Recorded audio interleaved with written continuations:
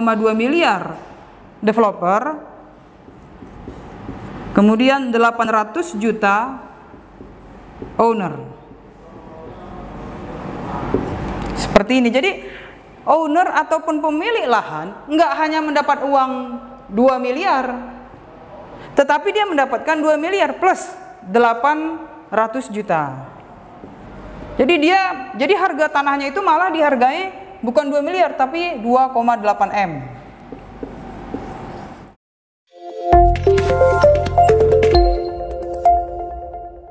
Salam properti, saya Rizka Martina, CEO and founder Hekalen. Seperti biasa saya berbagi ilmu tentang bisnis khususnya properti kepada Bapak Ibu ataupun Mas Mbak semuanya.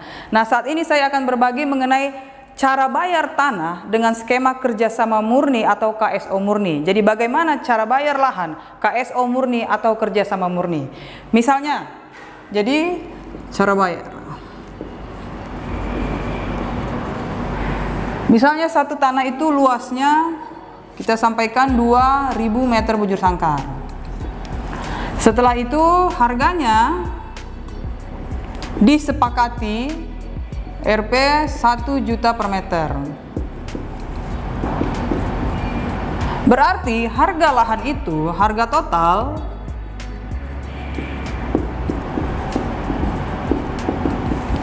Rp2 miliar. Nah, jadi ada namanya istilahnya kerjasama lahan bayar bertahap, ada kerjasama bayar tempo atau kerjasama murni. Nah, kerjasama murni di sini setelah kita mendapatkan luas tanahnya ini, lalu kita gambarkan di pra-site plan yang belum disahkan oleh pemerintah daerah, kita dapatkan misalnya kita dapat 20 unit. Maka 2 miliar dibagi 20 unit sama dengan 100 juta per unit. Jadi pembayarannya setiap ada kafling atau rumah yang dibeli konsumen, kalau dia KPR setelah dia akad KPR, kalau dia tunai setelah bayar tunai, langsung dibayarkan 100 juta. Kapan dibayarkan 100 jutanya? Ada baiknya disepakati setiap tanggal, misalnya setiap tanggal 2. Jadi di bulan ini sudah akad 5 unit rumah, berarti 5 dikali 100 juta. Rp 500 juta dibayarkan di bulan selanjutnya. Nah, seperti ini Bapak Ibu. Jadi ketika kita membeli satu lahan kerjasama murni, jadi kan sering ditanya cara bayar seperti apa, maka akan ditanyakan balik ke developer. Ada developer yang menjawab seperti ini, kerjasama murni bisa tidak? Nah, seperti ini dia kerjasama murni. Apa kelebihannya kalau kerjasama murni? Nah, satu kelebihan kalau kerjasama murni, kelebihannya satu, tanah tetap dibayar full.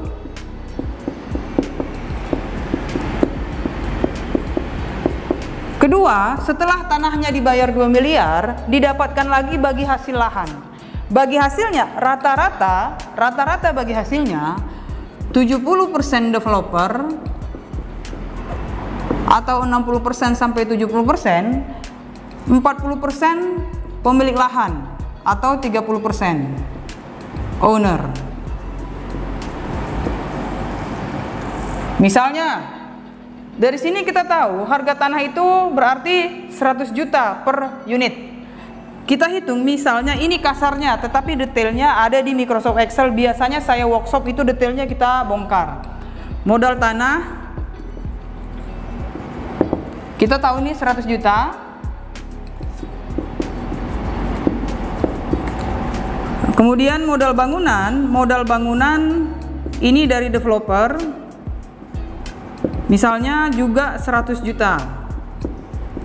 Lalu modal jalan, saluran, listrik, SDM operasional, lain-lain Rp 100 juta. Maka modal rumah itu per unit adalah 300 juta. Betul? 300 juta. Lalu developer menjualkannya 400 juta.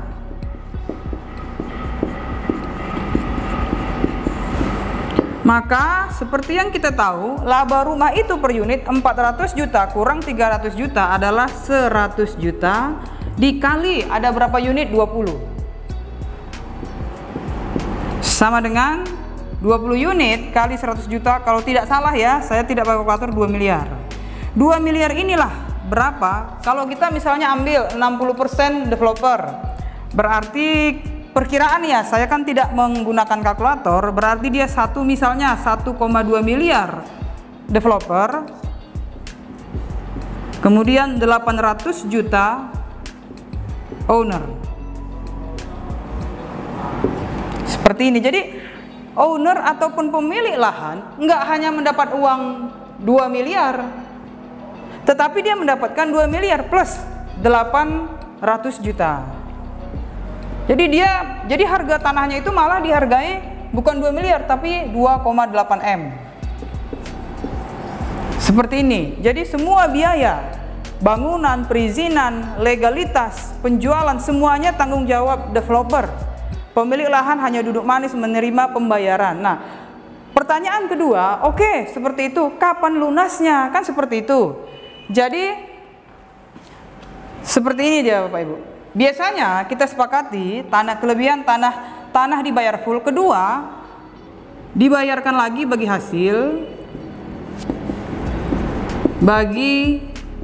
hasil laba.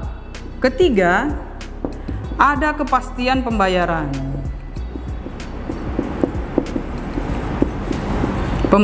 Kenapa ada kepastian?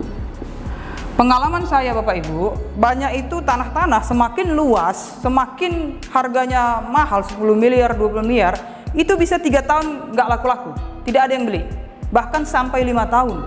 Kalau zaman dulu, kalau kita bicara zaman dulu ya, investasi, kalau orang punya uang lebih, siapa itu investor? Ketika uangnya sudah cukup untuk biaya hariannya, kebutuhan pribadi keluarga, ada uang lebih, kalau dia simpan ke bank, terkikis inflasi dan lain-lain, sehingga dia cari. Kalau dulu memang investasi memang terkenal itu properti. Zaman dulu. Sekarang dengan kecanggihan teknologi dan lain-lain, orang sudah bertemu dengan trading. Orang sudah bertemu dengan fintech.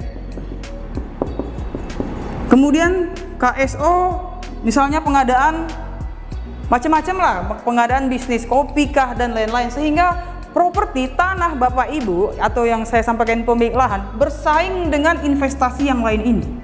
Belum lagi deposito bank.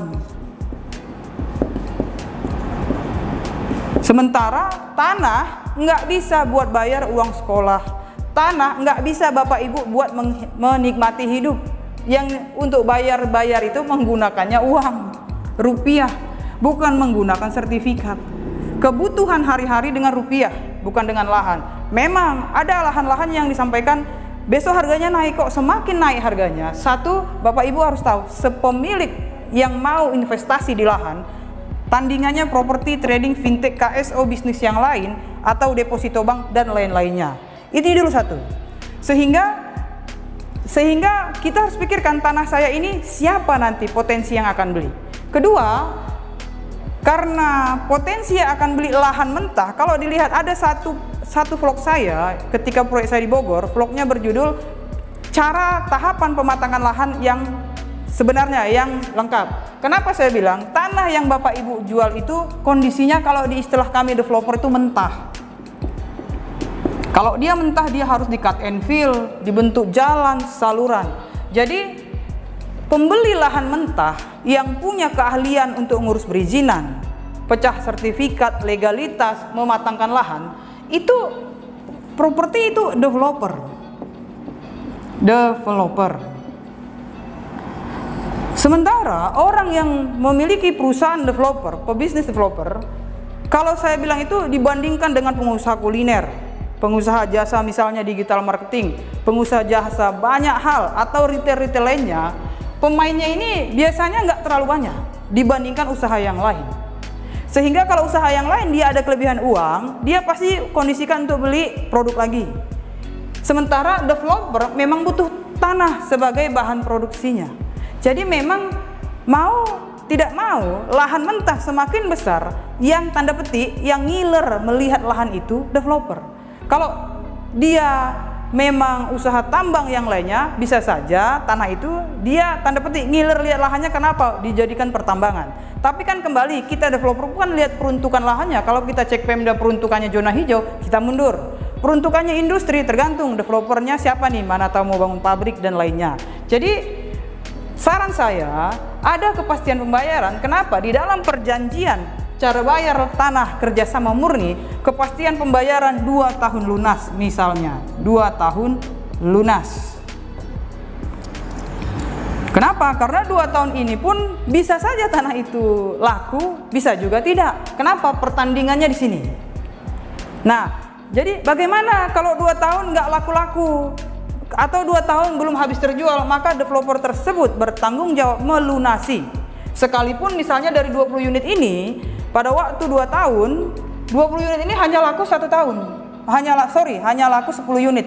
Maka di dalam perjanjian 2 tahun lunas ini, mau semuanya laku atau tidak, 2 tahun developer harus melunasi sebanyak 2 miliar ini.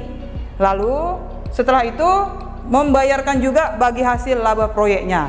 Jadi itulah kepastiannya, kelebihan apabila diadakan kerjasama murni.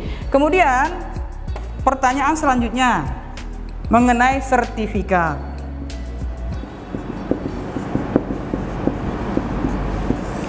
Waktu kerjasama murni Bu Rizka, sertifikat itu kan atas nama saya. Sementara tanahnya kan belum dibayar lunas. Bagaimana ini Bu? Saya kan nggak tenang juga. Nah, dalam kerjasama murni ataupun KSO murni, sertifikat itu Bapak Ibu, kalau luasannya kecil, misalnya nih 2000 meter, itu bisa sertifikat masih atas nama Bapak Ibu. Jadi hanya diberikan akta kuasa saja kepada developer, nggak usah dibalik nama. Dengan catatan semua biaya pembangunan dan lain-lainnya itu yang besar itu biaya pembangunan, bahkan mungkin berlipat ganda daripada biaya beli tanah. Nah, jadi semua biayanya itu besar ditanggung developer apabila sertifikat itu masih atas nama Bapak Ibu. Tapi kalau kerjasama seperti ini, kita pakai uang bank ya. Kita sama-sama ke bank, misalnya developer ini punya kemampuan bayar ataupun bank menilai developer ini punya track record yang bagus, bank itu biasanya akan mencairkan dana untuk modal konstruksi. Jadi kalau digunakan di sertifikat ini untuk mendapatkan modal dari bank, maka mau nggak mau harus dibalik nama developer atau dibalik nama perusahaan developer. Tetapi pemilik sertifikat masuk ke dalam perusahaan sebagai komisaris. Jadi sertifikat itu pertama ada 2 skema. Tanpa modal bank, tidak perlu BN, tidak perlu balik nama. Tapi kalau kesepakatannya udah nggak apa-apa, yang penting tanah saya ini dikembangkan, pakai modal bank,